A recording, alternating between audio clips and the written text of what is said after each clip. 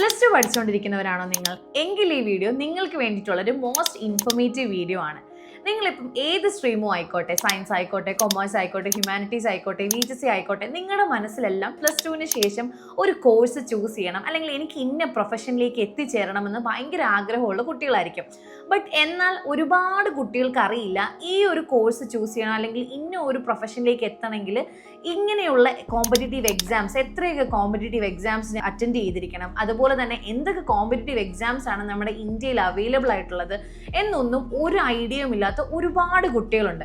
So അങ്ങനെയുള്ള സാഹചര്യത്തിൽ എന്താ പറ്റുന്നതെന്ന് ചോദിച്ചു കഴിഞ്ഞാൽ, നിങ്ങൾ ഒരു കോഴ്സ് ചൂസ് ചെയ്ത് ഒരു പ്രൈവറ്റ് കോളേജിൽ പോയിട്ട് ഒരു ഹ്യൂജ് ഡൊണേഷൻ കൊടുത്ത് പഠിക്കേണ്ടി വരും. സോ അങ്ങനെ ഒരു സാഹചര്യത്തിലേക്ക് എത്താതിരിക്കാൻ വേണ്ടിയിട്ട് നിങ്ങൾക്ക് ഓരോ എക്സാമിനെ പറ്റിയിട്ടും, അതായത് നിങ്ങൾക്ക് കുറഞ്ഞ ചെലവിൽ നിങ്ങൾക്ക് ആഗ്രഹിച്ച കോഴ്സിൽ എത്താൻ വേണ്ടിയിട്ട് എന്തൊക്കെ എക്സാംസ് നിങ്ങൾ അപ്ലൈ ചെയ്യണം, എങ്ങനെ അപ്ലൈ ചെയ്യണം, എപ്പോൾ അപ്ലൈ ചെയ്യണം എന്നുള്ളൊരു ഡീറ്റെയിൽഡ് സീരീസ് വീഡിയോ ആണ് നമ്മൾ ഇനി ചെയ്യാൻ പോകുന്നത്. ഓരോ സ്ട്രീമുകാർക്കും വേണ്ടിയിട്ട് എന്തൊക്കെ എക്സാംസ് ആണ്, കോമ്പറ്റേറ്റീവ് എക്സാംസ് ആണ് വരുന്നതെന്നുള്ളൊരു ഡീറ്റെയിൽഡ് സീരീസ് വീഡിയോ നമ്മൾ ചെയ്യുന്നുണ്ട്.